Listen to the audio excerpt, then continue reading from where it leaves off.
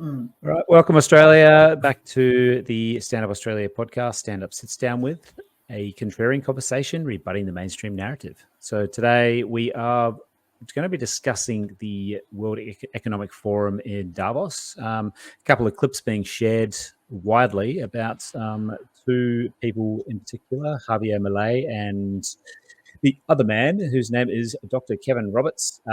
Pretty interesting clips. Javier Milei has done a great speech.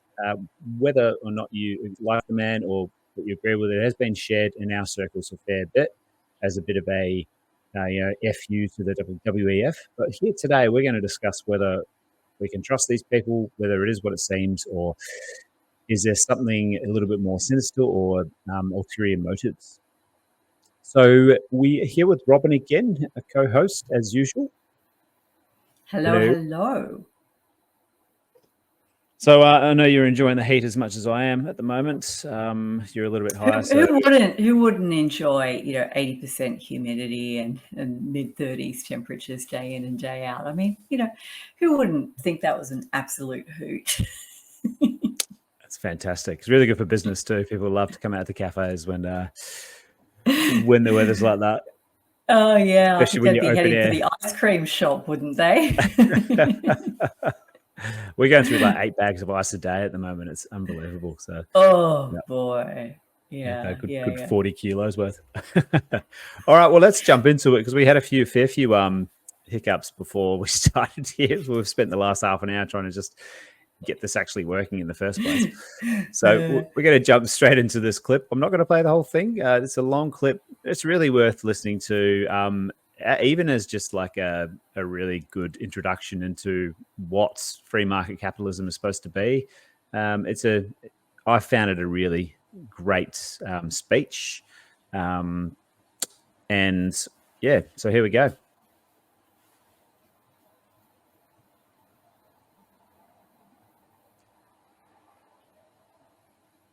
And they invited Milei to talk and allowed him to say what he said. Enjoy, and long live freedom, damn it. Good afternoon. Thank you very much. Today, I am present to inform you that the Western world is facing a significant threat. It is in danger because those who are supposed to defend the values of the Western world are co-opted by a worldview that inevitably leads to socialism and consequently to poverty and economic deprivation. Unfortunately, in recent decades, motivated by some well-intentioned desires to help others, and others by the desire to belong to a privileged caste, the main leaders of the Western world have abandoned the model of freedom for different versions of what we call collectivism. We are here to tell you that collectivist experiments are never the solution to the problems that afflict the citizens of the world, but rather they are their cause. Trust me, there is no one better than us Argentines to provide testimony on these two issues. When we embraced freedom in 1860, in 35 years, we became the world's first dominant power. 35 years, we became the first world power. While when we embraced collectivism, over the past 100 years, we saw how our citizens began to systematically impoverish themselves until they fell to the 140th position in the world, 40 in the world. But before we can have this discussion, it would be important for us to first look at the data that supports why free market capitalism is not only a possible system to end world poverty, but also the only morally desirable system to achieve it. If we consider the history of economic progress, we can see how from year zero until around 1800, the world's per capita GDP remained practically constant throughout the reference period. If one looks at a chart of the evolution of economic growth throughout human history, one would be seeing a chart with the shape of a hockey stick, an exponential function that remained constant for 90% of the time and exponentially shoots up from the 19th century. The sole exception to this stagnant history was at the end of the 15th century with America's discovery. Except for this, from year zero to 1800, global per capita GDP remained stagnant without any significant changes. Now, not only did capitalism generate an explosion of wealth from the moment it was adopted as an economic system, but if one analyzes the data, what is observed is that growth has been accelerating throughout the entire period. During the entire period between year zero and 1800, the per capita GDP growth rate remained stable at around 0.02% annually, that is, practically without growth. From 19th century, with Industrial Revolution, growth rate reaches 0.66%. Given the current rate, it would require a time span of approximately 107 years to achieve a twofold increase in per capita GDP. In 1900-1950, growth rate rises to 1.66% annually. 150 growth rate rises to 1.36% annually. We no longer need 107 years to double per capita GDP, but 66. If we take the period between 1950 and the year 2000, we can see that the growth rate was 2.1% annually, which would mean that in just 33 years, we could double the world's per capita GDP. This trend, far from stopping, remains alive even now. If we consider the period from 2000 to 2023, the growth rate increased again at 3% per year, meaning we could double our per capita GDP globally in only 23 years. Now, when studying per capita GDP from 1800 to today, what is observed is that after the Industrial Revolution, global per capita GDP multiplied by more than 15 times, generating an explosion of wealth that lifted 90% of the world's population out of poverty.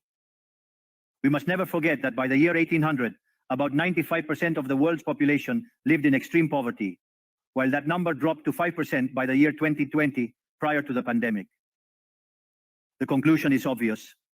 Far from being the cause of our problems, free market capitalism as an economic system is the only tool we have to end hunger, poverty, and destitution throughout the planet.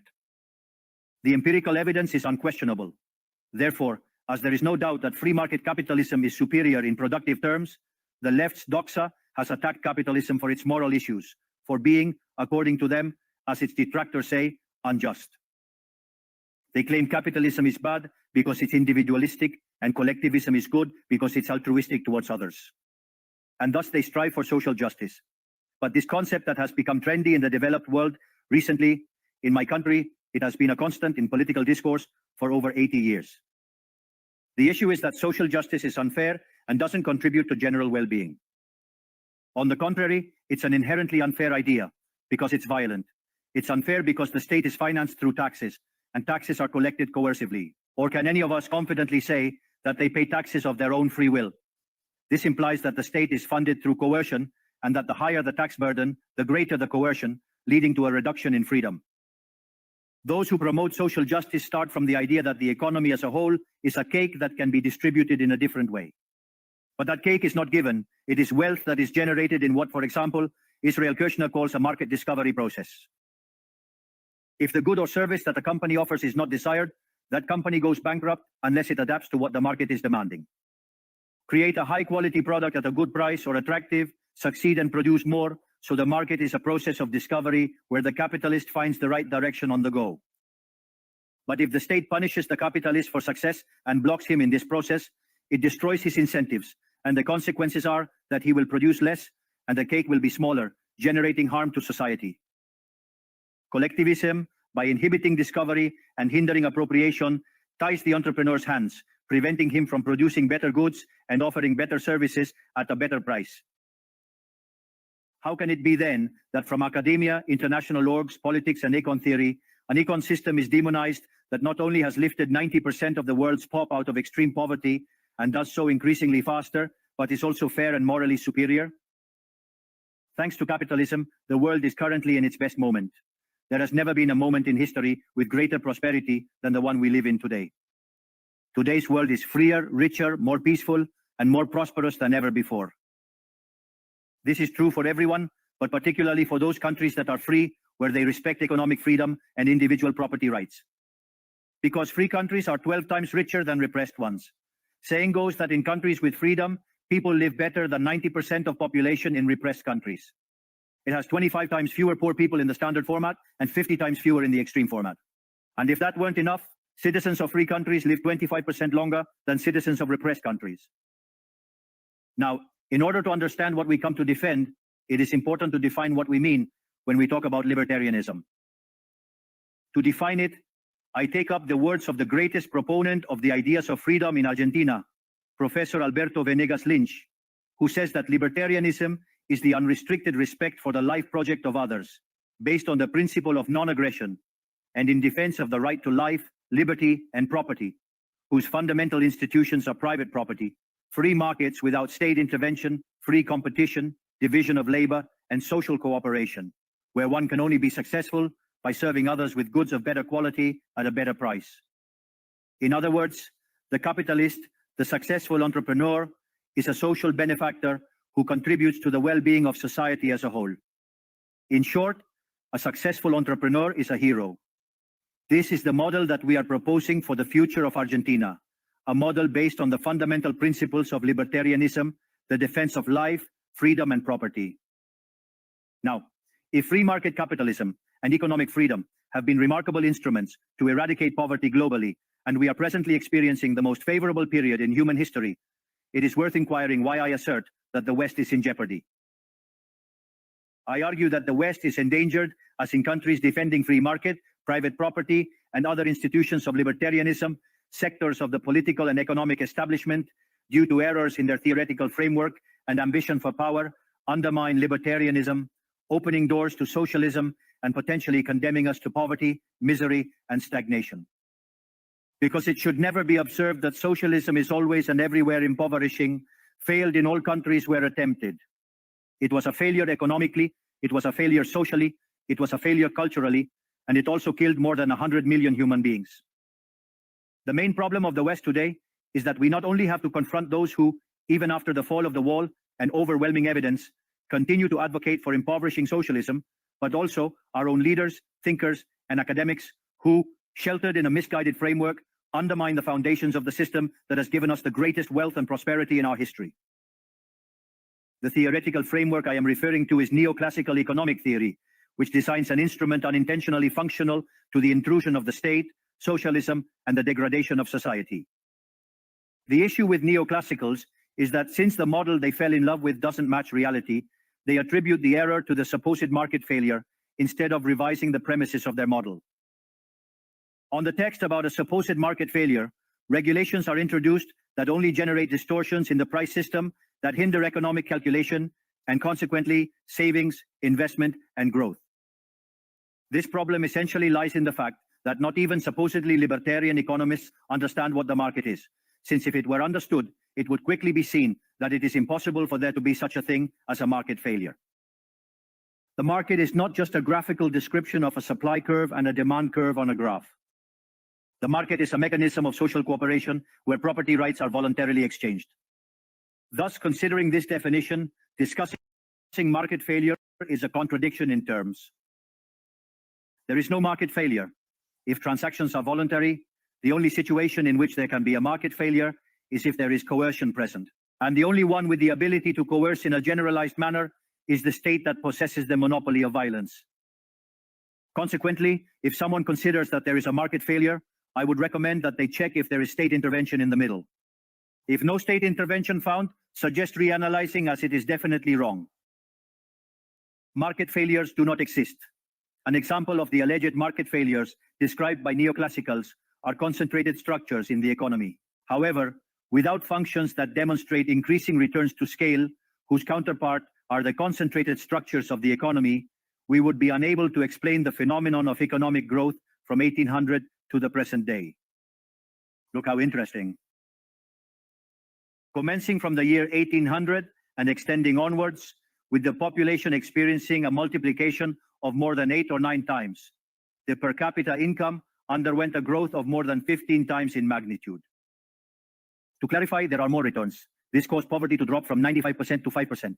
However, the presence of increasing yields implies the existence of concentrated structures, which would be referred to as, for example, a monopoly in the market economy. How can it be that something that has generated so much well-being, according to neoclassical theory, that is considered a market failure? Neoclassical economists think outside the box. When the model fails, don't get angry with reality. Get angry with the model and change it.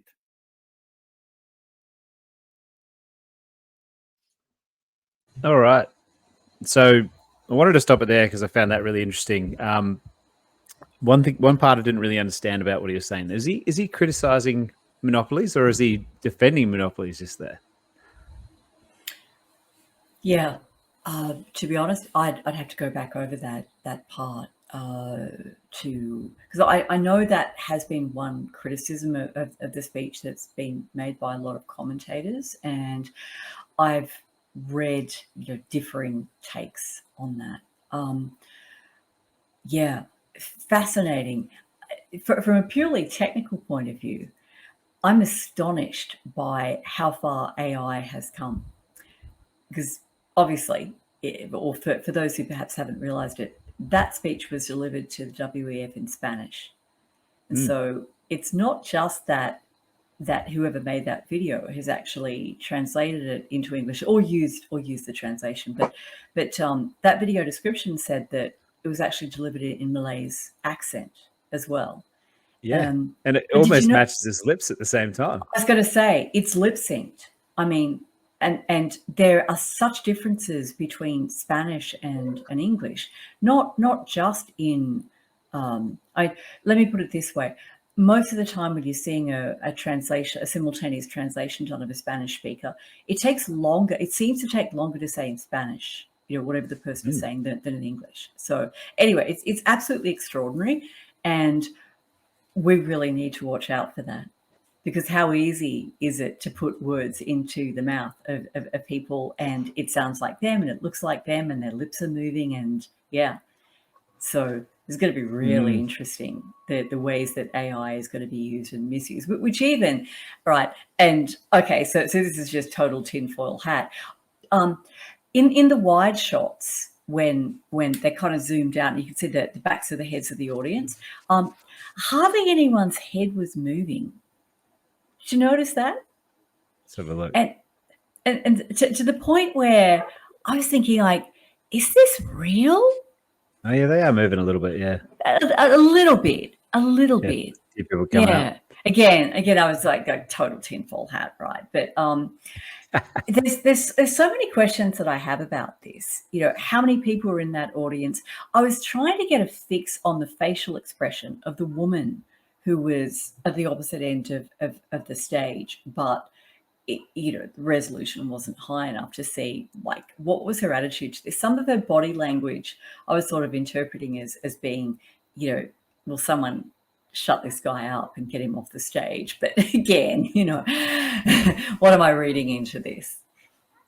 Yeah. It's a really interesting speech because I think Milei himself is very passionate about libertarian ideas and the free market and all that. And it's really, I guess it's really easy to put your sort of, your black pilled hat on, I suppose, without a lack of a better term, and just see this as black hat. Yep. It's just it's ulterior motives and what's going on. Because, when we think World Economic Forum, we think nothing's a mistake. Everything's sort of like done for a reason. And it gets out into the media. And when it's out into the media, why was this spooked in the media? Is it just because the right wingers and the freedom movements and stuff, they got hold of it and spooked it, or was it put out there for a reason? Like what's your take on that?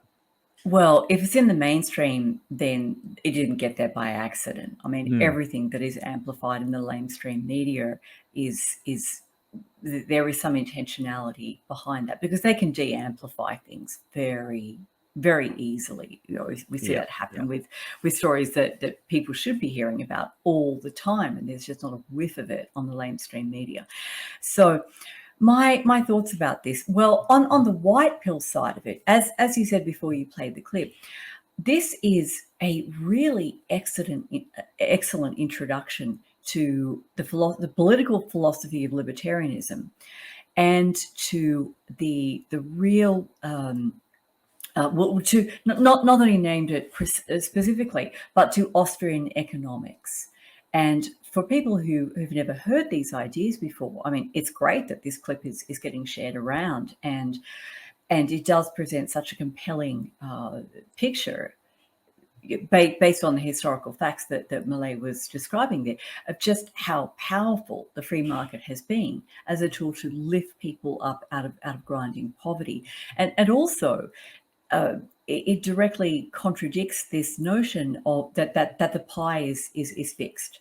So that was one of the most interesting parts of his speech from my point of view. You've had this incredible exponential growth in population, but that has not led to the impoverishment of all those new humans. In fact, it's like the more people there are, the more wealth is generated. That actually brings to mind Julian Simon's book from a long time ago anyway, several decades, which if memory serves, the title of it is The Ultimate Resource. And Julian Simon was actually saying, look, the ultimate resource is humans. The more humans you've got, the more human ingenuity is brought to problem solving. It was Simon who made a bet with Paul Ehrlich of the population bomb fame. And Simon made a bet that Ehrlich's predictions in terms of resources progressively becoming less and less available and more expensive to extract. Simon made a bet that Ehrlich was wrong, and Simon won the bet. Okay. In other words, as time goes by, it's found that there is more of for example, mineral resources than was first thought. And sure, obviously mineral resources that are easiest to extract will be extracted first, but then technology improves over time. So even the more difficult to extract resources become extractable. And so one of the other commodities that Simon made this bet on with Ehrlich was food. And of course, food production has dramatically increased. Anyway, so that's what came to mind for me, that I think it's great that this clip is being shared around, and people who've never heard of Austrian economics or libertarian political philosophy are now hearing about it. Excellent. But it does make me wonder, who invited him? Was his speech vetted? Surely his speech was vetted. I can't imagine an event like that, that the organisers of an event like that aren't vetting speeches, or at least aren't discussing with their speakers, what those speakers are actually going to say. Yep. And given the theme, sorry, one more thing. One more thing before I forget it. Given that the theme of this year's, Davos confab was regaining the trust of the plebs, I wonder, is this part of the psyop?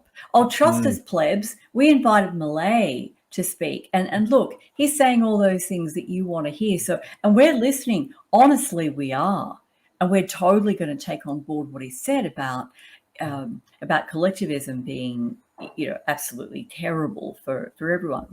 We are really, really, really listening to that Milei. Yes, we are, honestly. So anyway, they're my thoughts. What do you got? It's funny because I was just about to say the same thing. I think we've seen that's been the overriding theme of this Davos, hasn't it? We feel like we've lost trust and we want to gain it back. So the best way to do that would be to bring in the voices that the populist voices who are saying, look, this socialism thing's not working. It's pissing everybody off. We're going too far. You've got, I think he even mentions sort of the whole sex change issue going on here, trans and yes, and well, the in ridiculousness particular, about feminism, or that twisted was the war incarnation of against feminism, which is actually the set war men against the sexes women, or something. Yeah. And so he mentions all that stuff, and that's very WEF. But at the same time, when you think about WEF, right, we're talking about massive companies. We're talking about big businesses, a lot of money, who have made their money through capitalism. This is where it gets really confusing for the general public, I think, and for myself, to be honest with you, is that these people would be more inclined to think like Javier Milei. Because that's where they've made their bread and butter. But at the same time, socialism works for them because they can influence the government, and then the government can, in turn, make them more money through regulations and whatnot. So it's corporate socialism, effectively. Yeah. Corporate socialism. What did I say? Socialism for the rich and capitalism for the rest of us. So yeah, pretty much. Yeah. Or like a distorted version of capitalism. Yeah. Because yes, that's a very good point. And when he's saying things like, well, if you produce a better product at a better price, better quality, whatever, that's how you make money. Yes and no. If you can arrange for government to give you a monopoly over the delivery of your absolutely crappy service or product, then you can probably make more money that way. So yes, yeah. And I think monopoly. This is the one thing that I have a problem with libertarianism. Is they will say monopolies won't happen in libertarianism because the free market will push those people out. But the monopolies come with, you get a absolute concentration of wealth. So if you have, this is the tricky situation about the whole government situation. I do believe there needs to be some sort of regulations in place. There needs to be limited government, not no government, no government regulations, because the problem there is you've seen this happen, and you've seen, obviously, there's been a lot of manipulation in the governments from what's just happened with Pfizer and Moderna and all these other big companies who have made a lot of money out of the pandemic, where regulations have been made by the government that's allowed them to make a lot of money and get away with a lot of crimes as well. But who's to say that wouldn't happen anyway if they were just massive companies and they could hire the best lawyers and destroy the little man? They wouldn't have the force of government in terms of mandates, right? So it'd just they certainly wouldn't. We've got a product. Our product is great. We own all the TV stations and the radio stations, and we control the internet. So you're only going to get this message. Our product is great. You should buy it. You should take it. You should stick it in your kids. But in the absence of government, there wouldn't be that final compulsion, that final, as Milei said, the monopoly of violence, the ability of the government to force it. The notion that you could never get monopolies, even in an anarchist state, anarchy is not as in chaos, but the political definition of anarchy, which is no rulers. One obvious example that comes to my mind where I cannot see that is right would be provision of services where there's a major capital works component to it. So I think it'd be very easy for example, a supplier of electricity to become a monopolistic provider, even in the absence of the state, because you've got to be able to stump up the money for all of that infrastructure, right? So it'd be pretty easy to establish a monopoly there. Yeah, that is one weakness of libertarian philosophy, particularly at the anarcho-capitalist end of the spectrum. And no doubt, we'll have some very seasoned anarcho-capitalists who will write in the comments section about how we're wrong. I'm like, yes, tell me, educate me. I'd like to know how you solve that problem of monopolies of where there are services with a major capital works component. Because I like the idea of anarcho-capitalism. I'm just finding examples where I think there are weaknesses, but I have to be proved wrong. Definitely. And I think one flaw we sort of fall into as human beings as well is we just make the mistake that we need a perfect system. Like we're like, it's really good, but then you're going to have monopolies, so it's not good. It's like, there is no perfect way of doing things. There's no utopian system. And we've actually got monopolies with the system that we've got now, and they suck. Yes. Yeah. And it's not just the company, which at least in that situation, you can have a mass boycott against a company and that will wipe them out, and they won't get bailed out by a government who they've already bribed in the first place. So, you could have shareholder activism, I suppose, if it was an electricity company that was jacking up prices, where you could, like, if people actually own shares, they could go to the board meetings and throw off the members of the current board. There would be ways around this, I guess. Yes. But I think moving on with Milei, he's backed, his whole presidential campaign was backed, not financially, I don't think, but the doors were opened in the article which I read, which was on there, which for some reason is now paywalled after I've read it. It did describe how this guy here, Eduardo Yonikian, I think his name is. So he's the fourth richest person in Argentina. He's a billionaire. He's set up airports. He's very in with the Armenian government, and he's set up an airport there for $50 million. Very well loved over there. But at the same time, he's also he's been a member of the WEF for quite a while. And something that Milei seems to be fighting against. But you do see this creeping in with Milei already with his support of Israel. I'm not saying it's bad to support Israel, because, if that's your choice, then, up to you. I don't really like to take sides in this whole conflict. But in saying that, Eduardo here is, where is he? He's a billionaire. I'll just read this first. He's a billionaire. And as of, September 21, he says he's the 5th richest person. So he's invested at Armenia. His family was there's purchased a cable TV station, and then he got into textiles, I believe, after that. So his family's been in business for quite a while, and he's just taken this further and further in his career to the point where he's become the 4th richest person. He's backed Milei, and this is if you go back here, where are we? So the Oslo Business for Peace Foundation is one of his write-ups on his WEF page. So this is the Oslo Business for Peace Foundation, and what did he do there? He got the Business for Peace Award. So you only get these things if you're doing what they tell you to do. These think tanks, whatever. So the Absolutely. Better Business for a Better World.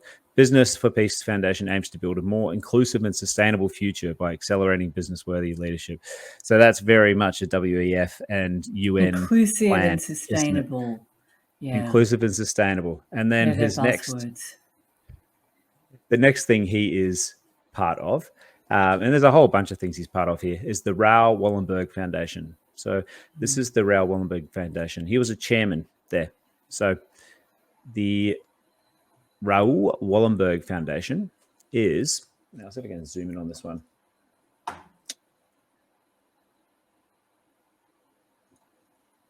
Yeah. So the International Raoul Wallenberg Foundation is a non-governmental organization. Its mission is to develop educational programs and public awareness campaigns based on the values of solidarity and civic courage, ethical cornerstones of saviors of the Holocaust. So obviously this man is of the Jewish faith.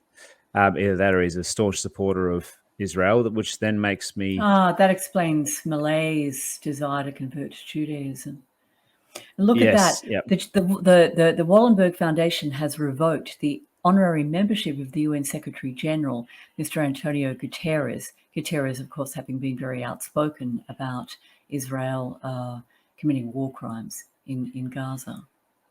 There you go. So very, very vocal. I'm not sure how powerful this is, but I mean, when you've got a bunch of these organizations linking up with each other and doing things like this, it really sends a message. So whether that's part of the globalist plan, I'm not sure, but this just shows the power that these people have, and the fact that he could get Milei into the position he's in now by opening doors and not funding his campaign.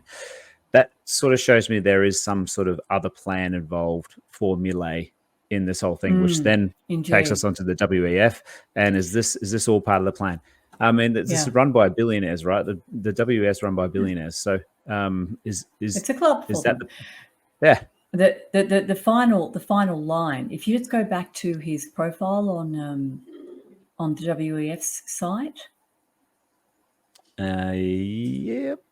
There we are. Because the final line was Certificate of Appreciation, UNDP, that's the UN's development program, for all its advocate for sustainable development. Well, sustainable development, the 17 Sustainable Development Goals are Agenda 2030. So, I mean, Milei clearly cannot be oblivious to this Onikian's ties. What's he playing? No. Of course not. So, I mean, this needs further investigation. Obviously, this was a few hours last night and an hour today, sort of just researching this. But very interesting to look into the people behind the people, because and like you've just seen with the whole. I'm not sure if you've seen the Carrie Lake stuff that's come out in the States, where she got bribed to drop out of the race in state politics and got offered a job. How much money would it take for you to drop out? They were saying she's got it on tape, but this is stuff that happens all the time, because the power brokers are the ones that choose the leaders. So if he's been chosen, then it really takes the magical part of that speech away if he's been chosen. Yes, it really because obviously does. there is and I mean, I've got more thoughts on this and why I think this is happening, but I think it's probably worth going on to our next clip now. Here we are. Now, this is the guy from the Heritage Foundation. This is the other clip which was shared. I've seen this more. This is a real like slam dunk for the freedom community because he really told them where to go. And the people come here stand up for his liberal democracy. It's laughable that you would, or anyone would describe Davos as protecting liberal democracy.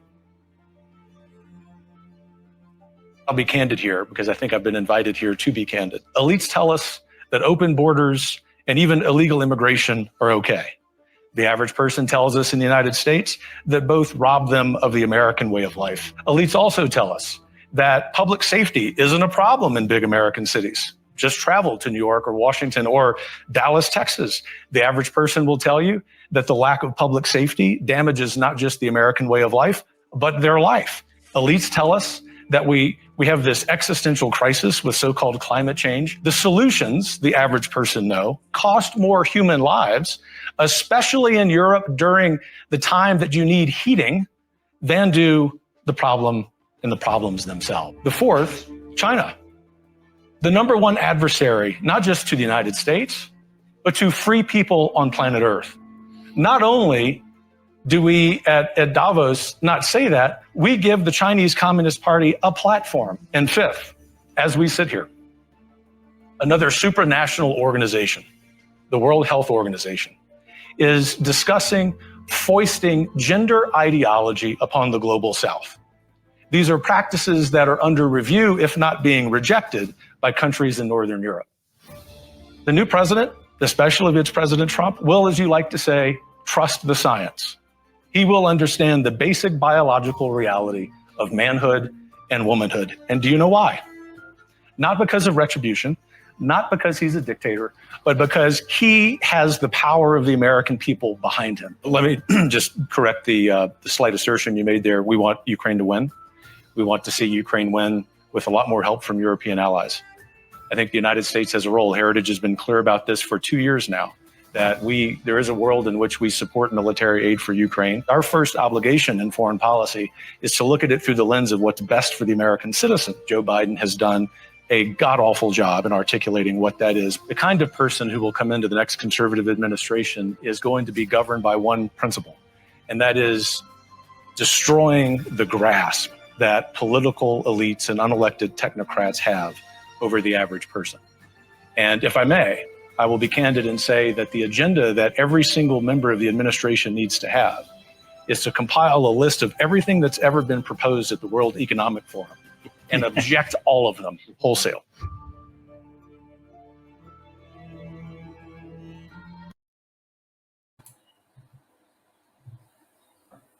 All right, so that clip there is by the Heritage Foundation. So that's dramatic. They've been pumping it out. Yeah. In other words, this is a marketing piece for them. Oh, I find it really interesting. Yeah. I'm glad we came to the same conclusion there. That's just that whole, because that was for a panel. That was a conservative panel, and this guy's extremely conservative from the Heritage Foundation, and he's got sound bites he needs to get out, and that's it. And he got them out in a really, really good way, really excellent way. I'd be fascinated to see what this has done for the Heritage Foundation's fundraising. Yes, yeah. I'm sure it would have attracted a lot of donations from ordinary people who are saying, yeah. What he said, that's what we think. Yay, us little people have got the microphone at Davos. Yippee-yi-yay. So this is the Heritage Foundation. It says, every day the Heritage Foundation is building in America where freedom, opportunity, prosperity, and civil society flourish. So their mission is to formulate and promote public policies based on the principles of free enterprise, limited government, individual freedom, traditional American values, and a strong national defense. So it sounds very, very similar to what Javier Milei has just said, hasn't it? So we've got the free enterprise, limited government, individual freedom. Milei talks about property rights, individual freedom, and the fact that he wants government to stay out of people's lives. So some of the Oopsie, what have I done? Here we are. So this is what they call their mandate. And the issue here reads like it was written by Javier Milei's speechwriters. So thousands of federal regulations have been eased as a result of the COVID-19 crisis to speed production of protective gear and development of treatment tools. This deregulatory sweep represents explicit acknowledgement that unnecessary regulation undermines public health and well-being. So once again, we're talking about letting big companies do what they want so they can sell useless crap to people like here, like all this crap over COVID-19. And President Donald Trump's executive order, 19th of May 2020, directs federal agencies to exercise regulatory restraint, but will require action by Congress as well to ensure that meaningful reforms outlast the current administration. Conventional wisdom has long held that government regulation is the only way to protect the public interest. We now know better. 40 years of command and control regulatory schemes have led to massive, ineffective, and unaccountable bureaucracies and a raft of costly unintended consequences, which I would tend to agree with. I would too. Yeah. I know this is a frequent bone of contention between broadly speaking, the political left and right. That is the role of government regulatory agencies. I think the COVID experience should really disabuse anyone of the notion that these regulatory agencies are on their side. And since regulatory capture has now, entered the common lexicon, people understand that these regulatory bodies that are set up supposedly to protect the public are actually staffed, manned and womaned, shall we say, by people who just get in that revolving door and rotate between industry and government. So government regulatory agencies are not doing what they ought to do. Now, does that mean that we should scrap regulation altogether? That'd be concerning. Again, we go back to the idea that there is no perfect, right? Yeah, it is very interesting. And the fact that both of these speakers right here are talking about exactly the same thing. They've got exactly the same talking points. So, I mean, it continues on here. It says most regulatory intervention embodies the progressive conceit that government knows what's best for all of us. But well-intentioned central planners cannot possibly possess the vast and ever-shifting knowledge necessary to determine the optimal course of action, especially when global markets are involved. The self-interest of entrepreneurs and investors increases the likelihood of success. Consumers and competitors impose penalties and errors of judgment swiftly and stringently. In contrast, political imperatives trigger government action, which is largely insulated from customer demand, competition, and financial discipline. So, once again, I'll put this in the show notes, but have a read of it. It's just really interesting to see this because I do have a bit of a theory about all this, and it comes from the thought of the totalitarian tiptoe. And there's a really good clip of Jordan Peterson, which I'll try to find and chuck on the end of this episode, but where he talks about how totalitarian governments take control. And it's by going a little bit too far until they hear the people say, hey, that's too far, take it back. So they take a step back. But only once that they've taken 5 steps forward before there's pushback. So they're still advanced. It's a strategic retreat, in other words. Yes. Yep. And then they'll do it again. And before long, you're going, how the hell do we get here? So this is the retreat back slightly. But at the same time, I think this has 2 purposes to it. This one is the fact that they'll save a bit of face, maybe gain a bit of trust from having these people at WEF, and gives everybody a sense of a bit of a win at the same time. Yep. They know that the world is going this way. Every sort of you go. Yeah. Well, every government in the world. Had a little win, plebs. Now go back to sleep. Go back to sleep. It's all fine. We're not really going to take over the world. Okay, because you've got your champions here on the stage, here on this like weird Star Trek-esque, like, you notice the aesthetics of the whole setup. It's so bizarre. It's so bizarre. It's yeah. Yeah. It's like a bad 1980s sci-fi, space deck kind of a thing, Anyway, so sorry, go on. No, it is. It is just it is like the world's a stage, It's just a theater, and these are just actors, and essentially, and that's right. But what's happening, as I said, like the whole world is getting to the point where they're voting in populist governments. It's happening everywhere. It'll probably even happen in Australia, to be honest with you. There's lots of discontent out there. So what's going to happen? Trump's probably going to get back in, or at least the Conservatives will probably get voted back in. Milei's in, and like you saw last time when Conservative governments got put in the States, what happened? We had an international crisis. The next crisis, I think, will be the financial one, and they'll let it happen under these governments, under these conservative governments and these libertarian governments, and then it will be the last move in the chessboard to then do whatever they want. Well, obviously, capitalism hasn't worked. We have to go with the system now. Yeah. And 2030 is upon us. What's going to happen? 2025, when Trump gets in, the next year after that's 2030, and that's when things will start to really kick off. Yeah, I find it very difficult to pick a flaw in your analysis of that, which is frankly truly terrifying. I agree. The next crisis is going to be a financial shock. I still haven't ruled out a major false flag terrorist event. I think that's highly likely, particularly now that Israel has been, well, somewhat slapped on the wrist by the ICJ. They've stopped short of calling for a ceasefire, but they have said you shouldn't be doing that genociding over there. Since Israel is essentially a rogue state and has been since their formation, I can't see them scrambling to to obey. But anyway, and of course, the updates to the international health regulations and also the pandemic treaty are faltering.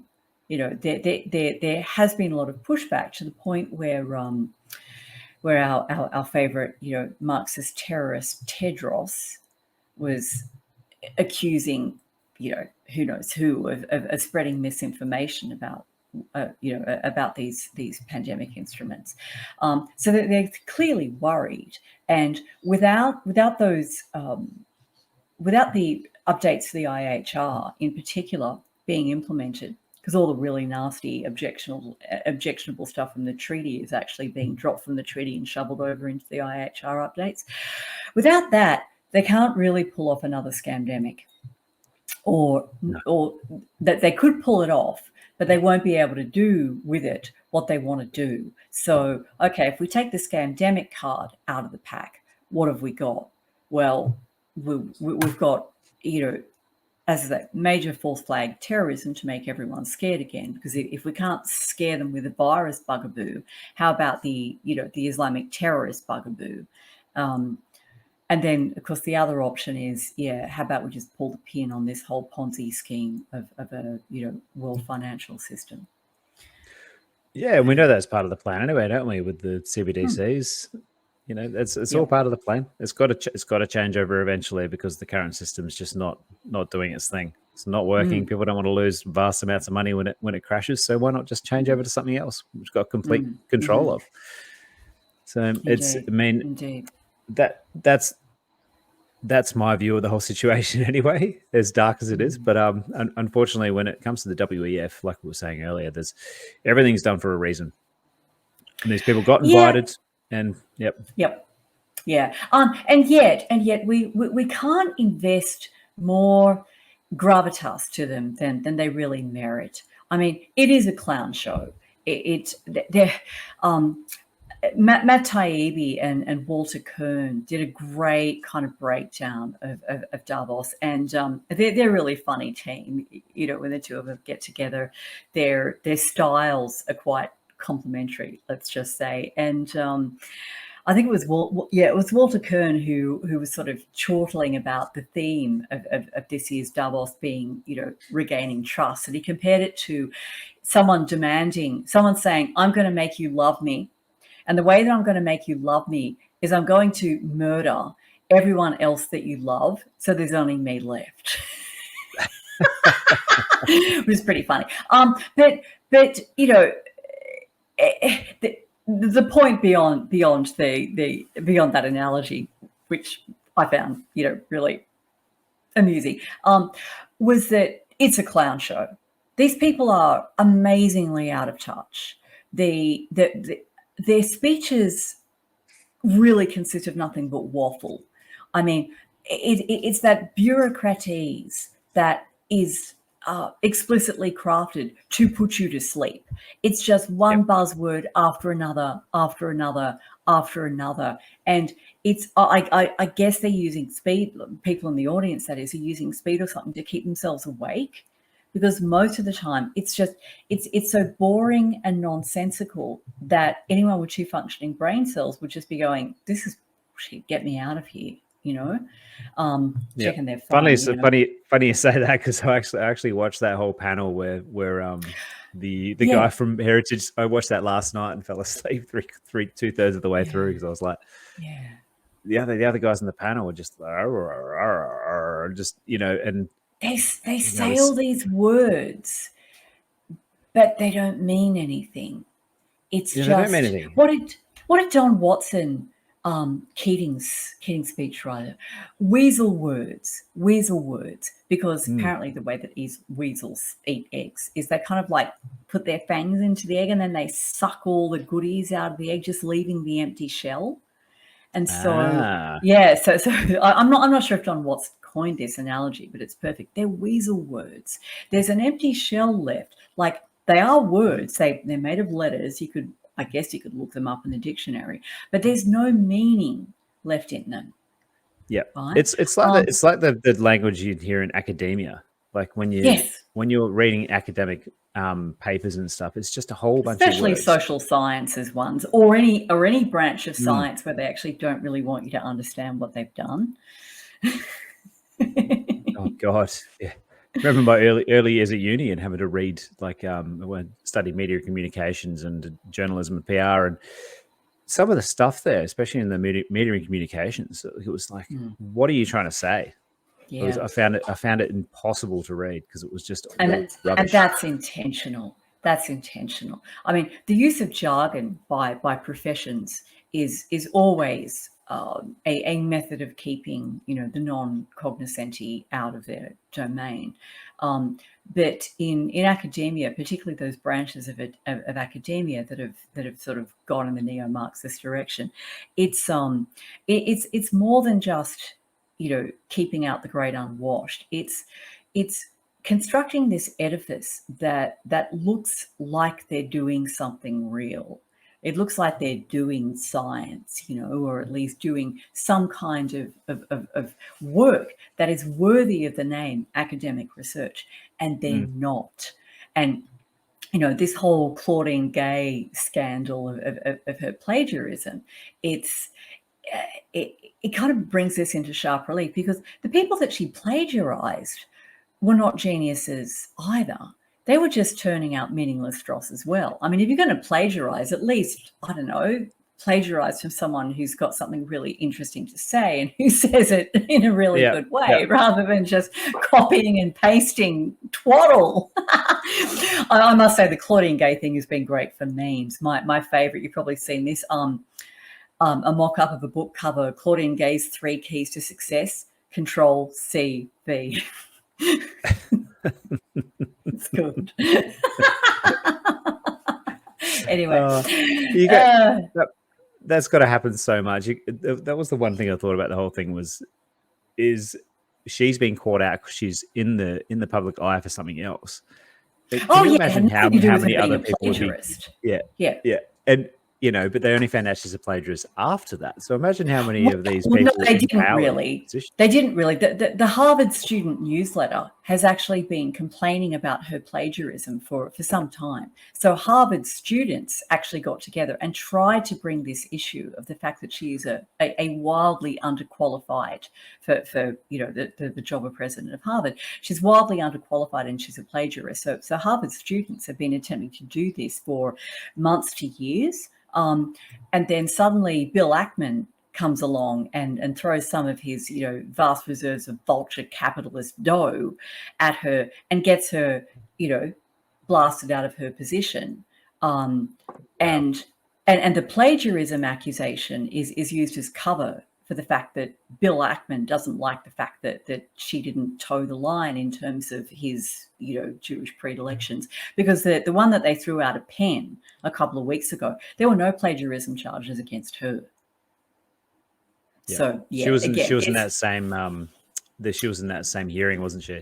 Exactly. Yep. Yes, she was one of the three university presidents who were hauled over the coals because and look, I get it, right? There they are saying we believe in free speech when that's obviously complete nonsense, because you can't say there are only two sexes, or there may be reasons for inequitable distribution of resources in America that don't have to do with racism. You can't say that on their campus, but you can't say all lives matter. But you can't say that. Yeah, you can't say that. You can't say that. Yeah. But you can say that Palestinian lives matter. Like, that's cool. So there they are saying, oh, we believe in free speech. I'm like, yeah, no, you don't. So they should have been hauled over the coals for that. I agree. Like, you're total hypocrites. But the notion that, oh, you're not doing enough to suppress free speech about what the Zionist government is doing to the Palestinians, like, yeah, no, of course, students at Harvard should be able to say, we don't support the carpet bombing of, civilian housing and infrastructure and hospitals and civilians by this, occupying power. Of course, they should be able to say that.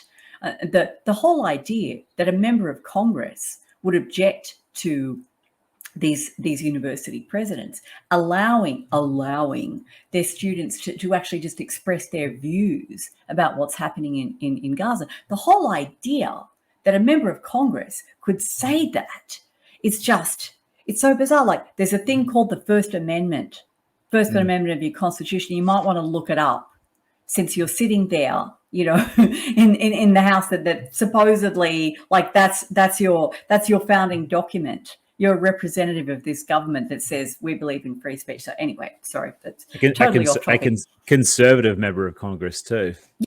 Yeah, that's why she was a Republican. Yeah. Crazy stuff. So, and again, I mean, bait and switch, isn't it? Like, the public has this one issue dangled in front of them. It's the red meat for the Conservatives to jump all over. But look behind that. What's happening behind that curtain? Again, you've got this vulture capitalist, Bill Ackman, who has basically sucked in all these conservatives to believe that he agrees with them. There shouldn't be all these safe spaces for university students.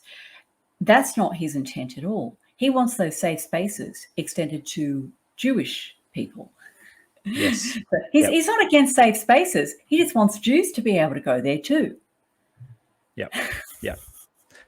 Yeah. And going, like, we just said bait and switch there, and like going back to Milei and the Heritage Foundation guy, this is exactly what we're seeing again, the whole bait and switch. And we saw it with Trump. We see it all the time with everybody thinking that someone else is going to save them. And we put all our eggs into these baskets. It's like, oh, but now we're going to have another conservative president and he's going to save us. He's going to do all this stuff, even though he did shit all last time, released the COVID vaccine, didn't fire Fauci, filled the swamp when he said he was going to drain the swamp. And so we got to, collectively, we've got to get over this soundbite madness where we just hear all this stuff and we go, oh, fantastic. Someone else is going to do it. I don't have to do it anymore. I don't have to think about it. So, I don't have to pay attention. I don't have to take any responsibility for what's being said and done. Yeah, because Trump's going to ride in on a white Charger or whatever the heck. Yeah. They're going to pull them into line. Yeah, and that's how they get away with it. So, I mean, think what you want about the clips you've just heard or seen, but in the end, that's our opinion. If you've got a different opinion, then please let us know what that is. But for me, it's very, very clear that this is what's happening. Yeah, I agree, sadly, and I don't. Yeah, like I don't want to always have, our side being the Debbie Downers, right? Kind of like snatching defeat from the jaws of victory, which I'm sure is what many people who watched those clips and thought, yeah, that's what they'd be thinking, that we're doing. But yeah, I agree with you. Like this is literally a wake up call, right? Stay alert to what's going on. The fact that both Milei and that other guy, I should know his name by now, but anyway, that other guy from the Heritage Foundation, the fact that they are invited, that their speeches or at least their talking points would have been vetted beforehand, and that they were permitted to attend and to say what they said, in a place like Davos, like that should have us instantly alert to yet another aspect of the psyop. And it reminds me of, what's that great quote? So I'm just looking this up. You've probably heard of this. I love a good quote. So hang on, let me see if I can find this nice and quick.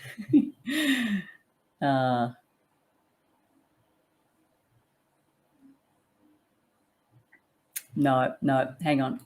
I know how to retrieve this. Give me a minute, because it's really good. Believe me, this is worth the wait. Okay. To see how fast my internet is at retrieving the thing I'm looking for. Here we go. All right, control. We got the guy's name is Dr. Kevin Roberts, by the way, Heritage Foundation. Excellent, guy. Thank you. Yep. All right. Never heard of this guy. His name is David Cullum. Here's the quote. I am a conspiracy theorist. I believe men and women of wealth and power conspire. If you don't think so, then you are what is called an idiot. If you believe stuff but fear the label, you are what is called a coward. There we go. Summed up perfectly. Totally. All right. So, folks, be alert, but not alarmed. This is John Howard, wasn't it? I'm dating myself here. Yeah, definitely be alert, but not alarmed. Just don't believe these people when they tell you things, because likelihood is there'll be a few good things that are done, but just don't get blinded and don't put your blinkers on. Just be in the middle somewhere. Just be like, okay, I like these policies, not the person. Don't go after the person. Just go after the policies. I like these policies. That was a really good expression of some extremely important ideas. That's wonderful. But Milei is not your savior. This Roberts is not your savior. You got to save yourself. Yes, got to save yourself. Yeah, participate in the democratic process and save yourself, because that's what it's all about in the end. Yeah, and participate in the democratic process while also recognizing that big daddy government isn't there to wipe your rear end. Okay, so take responsibility for your own self, your own livelihood, for making sure that your children are well educated rather than schooled. What a difference there is with that. And that and look, I get it, right? A lot of people have been very, very hard hit by the scamdemic, and they've been hard hit by the policies that were implemented, in response to the so-called COVID outbreak. But do the best you can to get yourself out of debt and get on your own 2 feet financially. Because, my biggest concern is that there's going to be a whole lot of people who are right now, they're saying, I won't do CBDCs. I don't trust the government. But if push comes to shove and they're told, oops, all the money went out of your bank account, but here's a CBDC and you can have, $100,000 in Fed dollars, whatever, right? As long as you're a good boy and girl. There are a lot of people who are going to say, crap, I don't really have a good alternative. I guess I'll have to go with this, right? So like now's the time to buttress yourself so that you're not put over a barrel when that big financial reset comes, and you're told either get in line with the CBDC or you'll be shut out of the economy. So that's my cheerful note to end things on. Definitely. Wise words to end it on. Yep. All right. Well, thanks for those wise words. And we will be back again next week to give you some more wise words. If you've got anything you want us to discuss, just let us know in the comments or write us an email in the supplied email address in the notes. Great clips too, Mitch. Well chosen. That was good material to discuss. Yeah, it was good fun. The clips went a little bit better than last week when my cat decided he was going to cause havoc. Yeah, people are used to cats appearing on video now, so it's all fine. Yeah. Sometimes they unplug stuff, which of course they're notorious for. Oh yes, yep.